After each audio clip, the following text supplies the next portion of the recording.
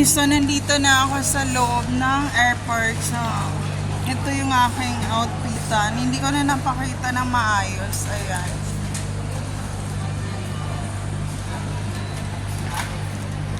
Hindi pa pwede dumaan sa Cotabato City Terminal and cancelado pa ngayon. So, October pa raw. So, ayun, and explain naman nila what's happening.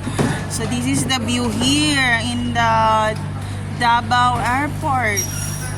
Very simple lang siya but Hawaii yung style ng airport.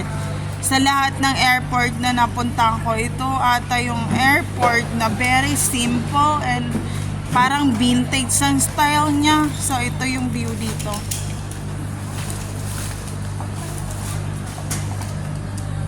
I go in lots of different airport, but this airport is very simple.